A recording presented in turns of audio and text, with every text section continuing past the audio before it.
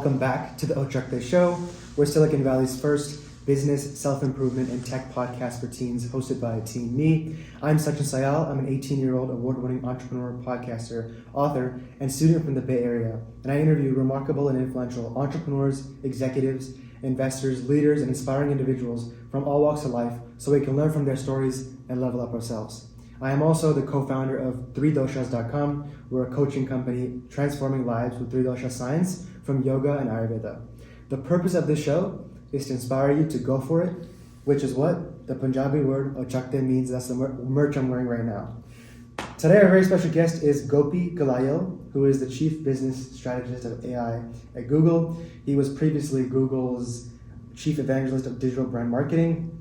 He's the author of the Internet to the Internet and The Happy Human. He's an avid yoga practitioner. He's a triathlete, a global traveler, and he founded a yoga program for Googlers called Yoglers. Very cool. And he leads yoga practices every week at the Googleplex, which we are here right now, which is the Google headquarters where we're filming. He's also a TEDx speaker. He also did talks at Google. And Gopi holds MBAs from the Wharton School, the University of Pennsylvania, and Indian Institute of Management, Calcutta. So, welcome to the Ochakde Show, Gopi. How are you, and what's new and exciting? Thank you, Sachin. Delighted to be here, and thank you for having me on the show. I heard you were just traveling. Want to share a little bit about that? Because the question is, what's new and exciting? How was your travels?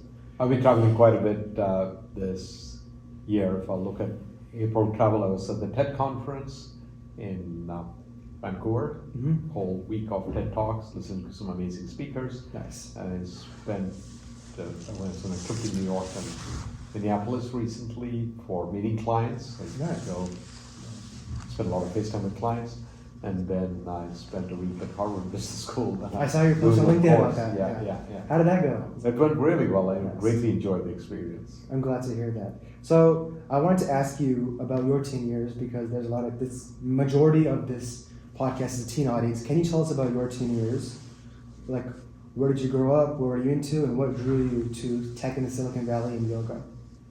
Yeah, my teen years were spent in India, southern India, and primarily in two states, Kerala and Tamil Nadu, where I went to high school in Kerala, where my parents' family is from, and then to undergrad engineering at the National Institute of Technology in Trichy, Tamil Nadu.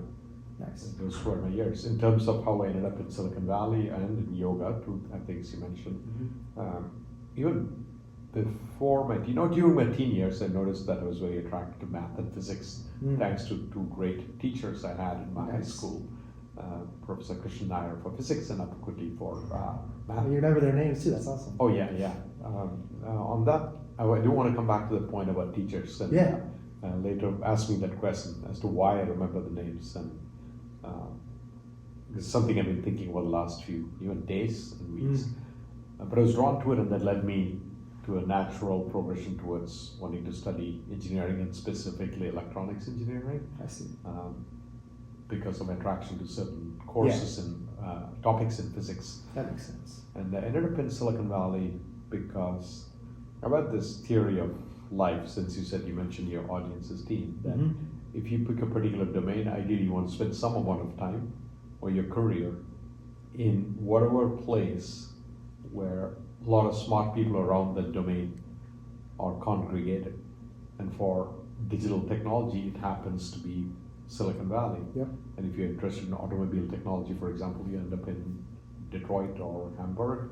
And if you are interested in media and entertainment, you try to get to Los Angeles, and for financial services, New York. So exactly. A similar kind of reason. But in my teen years, I was attracted to yoga. I remember early on, this was long before yoga was cool the way it is now. It had not been popularized on the global stage. I started seeking out yoga teachers in my town where I was in high school, a small town called Trivandrum in Kerala. And it was harder to find, but then I actually went and stayed in an ashram, which is like a monastery or a sanctuary, a traditional setting where yoga used to be taught and practiced. And I became a yoga teacher and was the youngest in my class. So that's what led to those two parallel paths. That's pretty awesome. And I myself, I find yoga and Ayurveda super fascinating. I wanted to also talk about your journey at Google. You've been here for 18 years, since 2006. Can you tell us about the early days to today? And can you also explain what your role is and what responsibilities you have as the Chief Business Strategist of AI at Google? Sure, yeah. So it's been a remarkable journey over 18 years, and I feel very lucky and privileged to have experienced it. And what attracted me to the company was the mission that the two founders, Larry and Sergey, had written down. And it was simple. It was only 10 words. And the 10 words were organize the world's information, make it universally accessible and useful. 10 words that define the mission statement, and that mission statement continues to be true to this day. And over the 19 years, what I witnessed is starting with one product that the company was known for back then, which was a search engine, which you can see like on the screen, starting with this all the way to now having 7 products used by 2 billion people or more. That's crazy. That's super cool. Yeah, search, YouTube, Gmail, Maps, Android, Chrome, Google Play Store, etc. And 15 products used by 500 million people or more, like photos, Translate, etc. It's been remarkable. And along the way, what has happened to the world at large is all of the innovation that has come from my brilliant colleagues has led to reducing friction when people go about their lives. It could be geographical navigation when you use Google Maps, or it could be videos you look up when you're trying to do some maintenance in your house, etc. It's been quite a remarkable journey to witness that and to have a ringside view of all of this innovation coming as different teams at Google put it all together. My current role as Chief Business Strategist for AI, which I've been doing the last 2.5 years, is to meet with the C-level, CEOs, CMOs of our 1,000 largest customers, which tends to be typically the global brands, and help them demystify AI, help them understand what is exactly AI, and how to use it to continue to grow and build a business and be of service to their customers. Awesome. Yeah, myself, like you said, I'm a big fan of both the founders as well. I use Google and there's Gemini too, and I think it's so cool how AI it blew up while I was still technically I'm a young adult, right? I'm 18. I feel like then I can tell people that I was like literally alive during the AI revolution when it blew up and did so well. Moving on to the next question. I love how enthusiastic you are about yoga, wellness, mindfulness, and spirituality. I wanted to ask you, why is this important to you? Why is it so close to you? And do you think it's helped you in your corporate career? Sure, absolutely, yeah.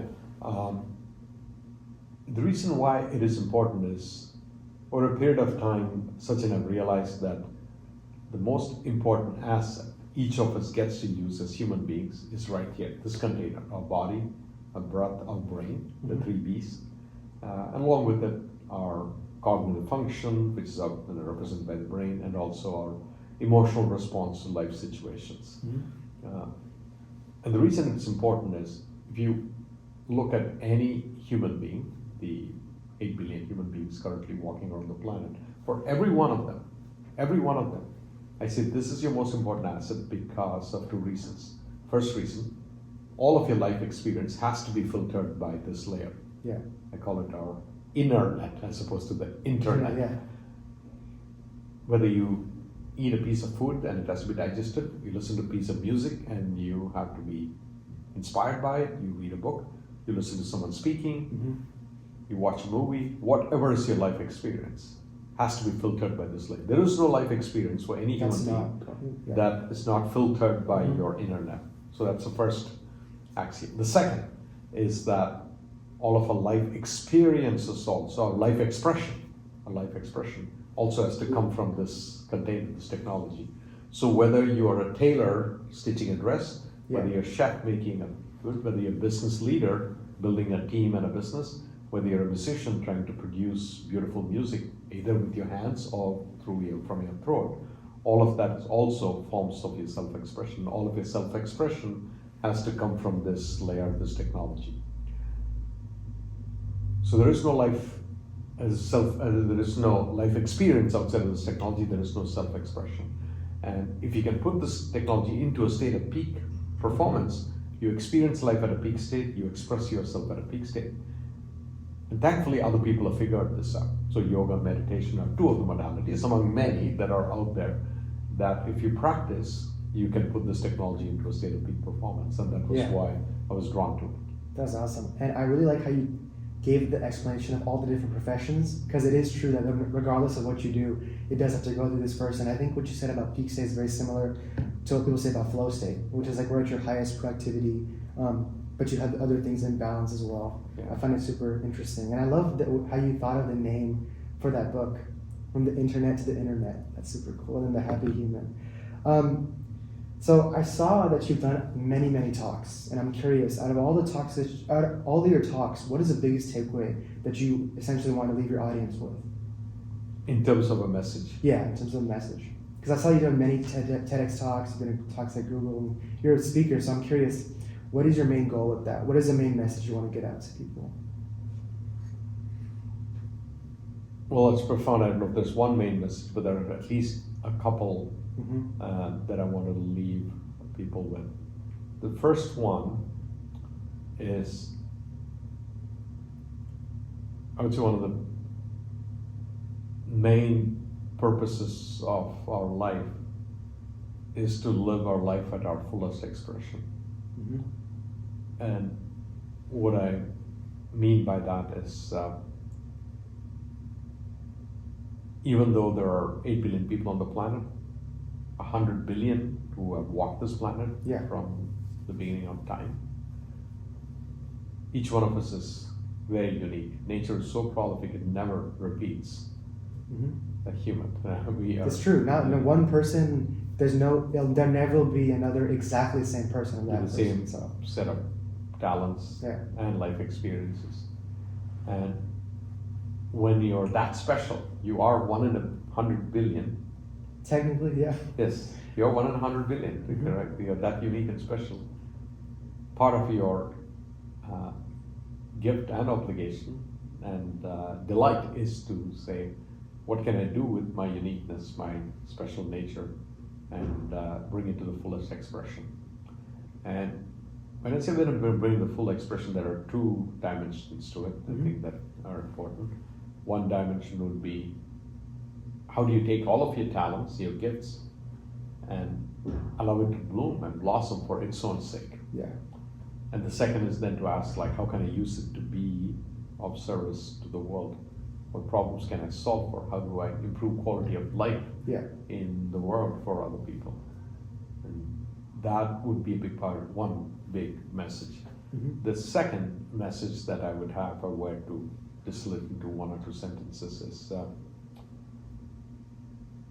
given all of the thinking I've done based on both yoga philosophy and general Eastern philosophy, I've come to the conclusion that we spend a lot of time in a state of separation from the other. What do you mean by separation from the other? Well, in the human condition, we always otherize others. We find some distinction, and we have a certain identity, and then we find another group of people have some other identity, and that creates a sense of separation. I suppose the whole philosophy of yoga tries to find a sense of union and commonality. It's a big part of the yoga philosophy. In fact, the word yoga means yug, which in Sanskrit means to join or find union. And this may seem like a simple concept, but the minute you lose your sense of separation and find a sense of identity with the other as much as you can, as broadly as you can, a lot of the kind of issues we deal with in the human condition go away. Conflicts stop. A certain level of unhealthy competitiveness stop. You start working towards greater good. Something as simple as garbage disposal and all of the plastic waste running around in the ocean, for example, should technically immediately stop. Once you realize, if I'm polluting in my own backyard, I'm polluting for the other who is no different from me. Your sense of a lot of behavior modifications start happening. And that would be my other message, that everyone has to individually arrive at this realization. And it's not simply an intellectual understanding, but a certain level of emotional understanding. And that would be my second message. Can you spend a part of your life thinking about and finding that sense of connection and less sense of separation? I love that. This is going to be a tough question, but I just thought of it right now. If you would hit me with it. Okay, Go ahead, Sachin. if you were to say that out of all the 8 billion people, because you say that a lot of us, we think we have the separations, what do you think is one thing that we all have in common that typically the average human would have in common? Like if we were all to meet, if everyone was to meet and would say, oh yeah, I have that in common, you have that in common, what do you think that would be?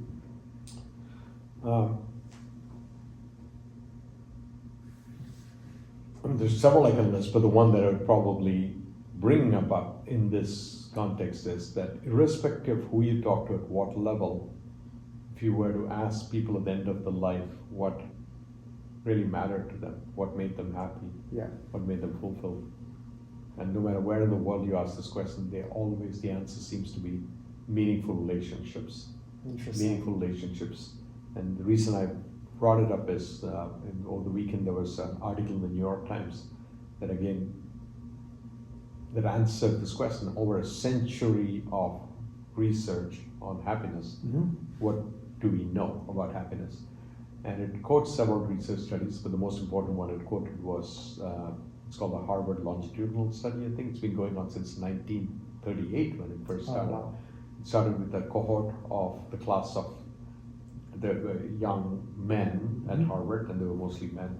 And the intent of the study was it would follow that cohort all the way till the end of their life and keep checking on various factors. Oh, I think I've heard of this. Yeah, it's a very famous study. And that class, started the graduates 1939 to 1944, I think. And it turned out they did not know at the time would produce one U.S. president, John F. Kennedy. Oh, wow. Bill Bradley, the editor for the Washington Post, and 4 senators, I believe, and extraordinary people. And they kept adding to the cohort. They expanded it outside of Harvard, to another group of young men in Boston, and then finally other genders. They added spouses to it. It's become a very large study. It's had, I think, 4 or 5 research directors, and Robert Waldinger is the current research director. So it's gone on all this while. And what they found is that towards the end of life, when they would go back and interview, having tracked all of these metrics, they were trying to search for what are the causal factors.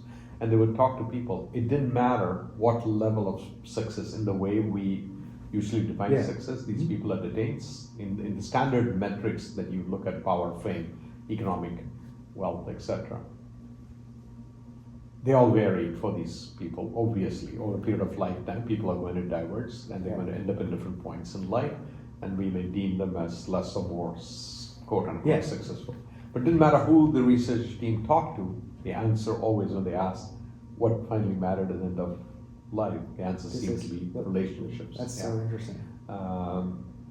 So along with that, I would say the second thing that I've also concluded that I try to leave as a message to anyone who wants to, who asks me about it, is to live a life with meaning and purpose. And if you can look back and say my life had meaning, it had a certain purpose, and I lived with purpose, you have a sense of fulfillment around it. Getting excited for the future. I mean, I'm only a young 18-year-old right now, but all the stuff you're talking about is what I think about sometimes that keeps me up at night. As we wrap up here, Gopi, these are the last 2 questions that I ask to all my guests. The first one is, what's your all-time best advice for teens? My all-time best advice for teens, and often at this point that they're thinking of what do I do with my life and where do I go from here, right? I love the Japanese concept of ikigai. And the word in Japanese means finding a true purpose in life. And you find your ikigai when 4 things come together. In the intersection of the 4 circles sits your ikigai. The 4 things being, do what you love. And no matter how long it takes you to discover that, take the time to discover what do you truly love doing. And you may change a few times over a period. You may start with one, and that's okay. And all of that is an experiment. So do what you love. Do what you're good at. It's the second one. And 3, do what there is a demand for if you are trying to make it an avocation or a profession and want to be a contribution to others. And 4, if you have to then make it a profession that earns and income stream, then I would say do what there's a demand for and do what the world will pay for. And if you have all of those four things come together, then you're in an ideal place where Wow. you're doing what you love and you are making and supporting yourself with that. There's another piece of advice I'd give Sachin on that in response to that question. And I would not have been able to articulate when I was 20, but now in hindsight and with the wisdom of experience, I can say this. I go to Burning Man every year. I go to Burning Man, I've been 18 times, and there's a certain operating philosophy that I picked up from Burning Man that I've made it a part of my life philosophy as well, and that is simply this. If you look at our life, all of our life is one giant experiment. This is what we are doing. We are running a series of experiments, and we call it our life. And experiments, by definition, lead to unexpected results. Yeah. But we will never find out till we try. We will never find out until we try. And that would be my advice, to constantly keep experimenting and trying and discovering the results, and decide for yourself what part of the experiment you want to keep and what you want to continue. And the final thing that I would say, as part of the same train of thought, I was inspired particularly during the last Burning Man visit when I was listening to the artist Dream Rockwell, who produces amazing operatic thematic shows in the middle of the desert, carrying all the equipment and stage setting, etc. It's incredible what Dream is capable of bringing up. And using a collective of artists who are all gifting of their time, because nobody gets paid, right, to do this at Burning Man. They are free, and the show is produced, and you all get to enjoy and clap and then leave. It's spectacular. And she challenged our thinking before her show started, called Ascending Dreams. That was the show last year she did. She challenged us and said, what you're witnessing around you is the world's largest gifting society. But why choose to live like this as part of an intentional experiment as a community for just 1 week? Why can't we live like this all the time? And that's a question I've been pondering about. Why can't we be a continually gifting society? And that's a question I would leave some of the audience members to think about. What is the answer to the question? How will you gift up yourself? And how will you gift up yourself broadly? How will you gift up yourself continuously? Getting me thinking now so much. This is probably one of the most spiritual episodes I've done. Can you just repeat the 4 things one more time? I just want my audience to hear that. I think I love the 4. From the Ikigai framework? Yeah. Okay. So Ikigai means finding a true purpose in life. And the 4 things that form the Ikigai framework, the intersection of those 4 would be: do what you love, do what you're good at, do what there is a demand for, and do what the world will pay for if you need economic sustenance. See, I like the last 2 because I feel like the first 2 are kind of like just a little too positive, but I kind of like the last 2 because it makes it more realistic, in my opinion. But I like all of them in total too. But I appreciate that, because whenever I talk to younger people, they feel like, oh, it just feels fake to say, oh, just follow your passion, do what you love and stuff. But I like how it ends in the 2 with the demand, and also if you need to make money from doing it, you do that as well. Right. Exactly. Yeah. Ikigai, I have heard of that actually. It's Japanese art. I've heard someone on campus talking about that. It's really interesting.